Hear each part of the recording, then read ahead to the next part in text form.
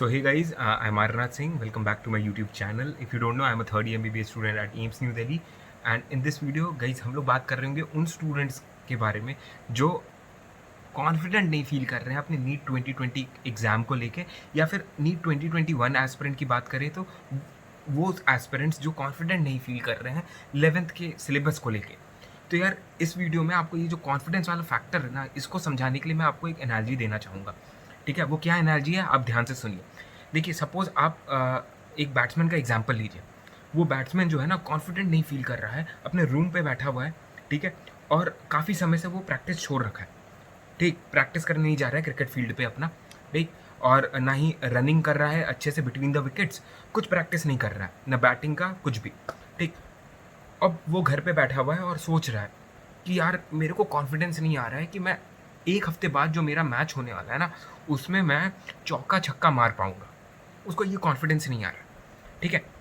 अब क्या करता है वो, अब सोचो, वो अगले दिन से सोचता है यार चलो कुछ चेंज करते हैं, अगले एक हफ्ते जो है ना मैं फील्ड पे टाइम बिताता हूँ, ठीक है, फील्ड पे टाइम बिता के देखता हूँ कि क्या चेंजेस आते हैं मेरे अंदर। वो जाएगा फील्ड में, ठीक है, और फील्ड पे जो टाइम वो पहले वेस्ट कर रहा था ना, वो स्पेंड करना शुरू करता है, इन्वेस्ट करना शुरू करता है अपने फील्ड में। वो उसके प्रोडक्टिव आवर्स होते हैं, ठीक है। वो जाता है, पहले कुछ प्रैक्टिस नहीं कर रहा था, ठीक है, एक दो हफ्ते से प्रैक्टिस छोड़ रखी थी, कॉन्फिडेंस उसका बिल्ड ही नहीं हो रहा था।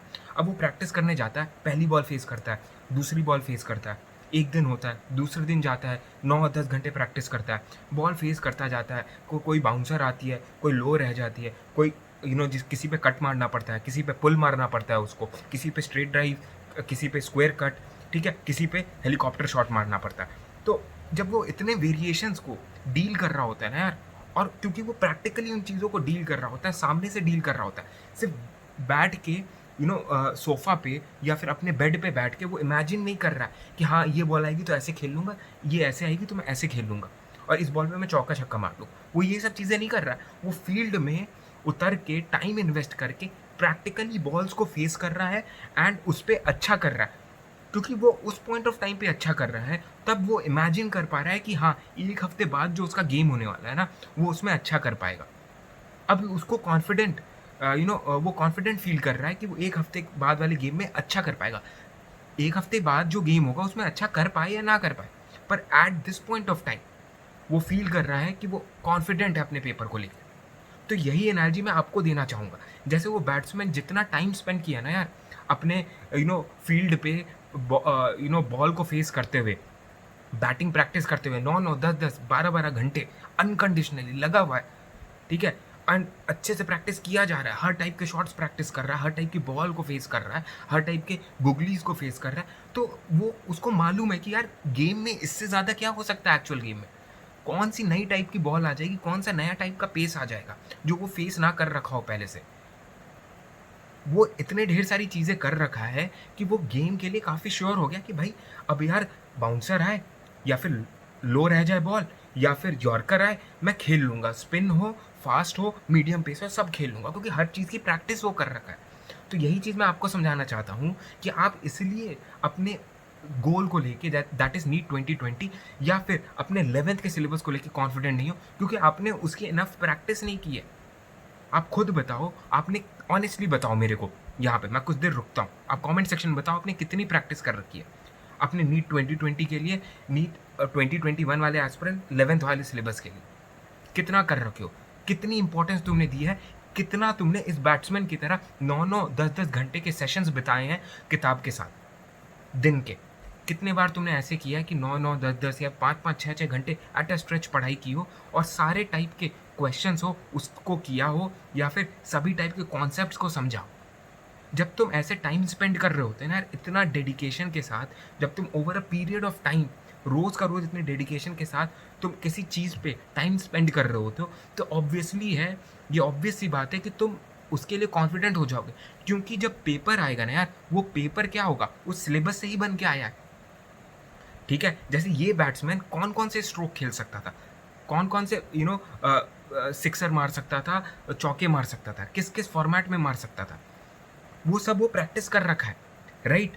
तो रियल गेम में भी तो यार उन्हीं सब चीज़ों में से कुछ ना कुछ वो ऑप्ट करेगा।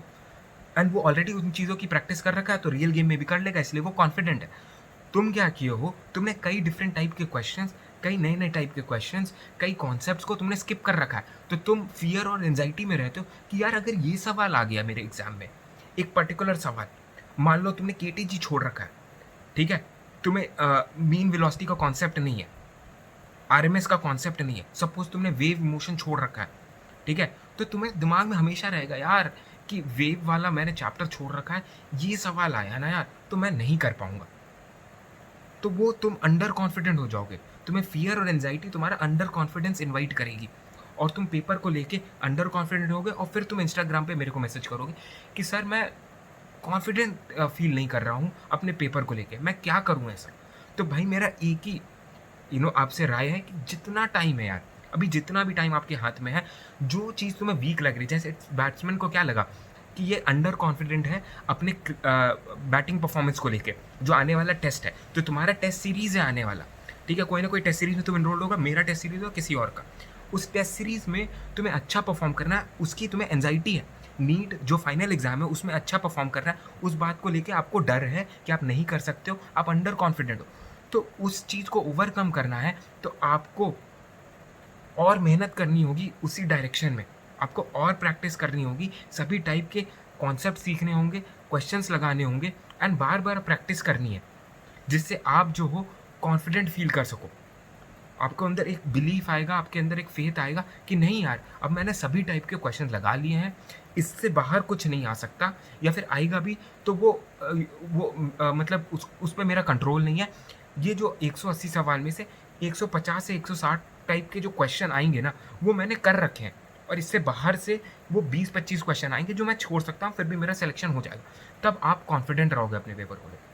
तो मेरी बात समझ गए? तो ओवरऑल मेरे को कहने का ये मतलब है इस वीडियो के थ्रू कि फ़ियर और एंग्ज़ायटी से अगर आप ऑपरेट कर रहे हो, तो आप हमेशा अंडर कॉन्फिडेंट रहोगे। वही अगर आप एक मेंटल पीस के साथ ऑपरेट कर रहे हो, तब आप कॉन्फिडेंट रहोगे और मेंटल पीस कब आएगा? जब आपका सिलेबस कवर होगा। सिलेबस कैसे कवर किया है? अच्छे से किया है और अच्छे का मतलब क्या है यहाँ पे कि हर टाइप के क्वेश्चंस को डील किया है एंड हर पैराग्राफ को अच्छे से स्टडी किया है अगर वो बायोलॉजी हो और फिज़िक्स है तो हर कॉन्सेप्ट्स को अच्छे से पिकअप किया है, इम्बाइब किया है, एसिमिलेट किया है एंड उसको अप्लाई करना भी मेरे को आता है। तब आप कॉन्फिडेंट रहोगे अपने पेपर को लेके।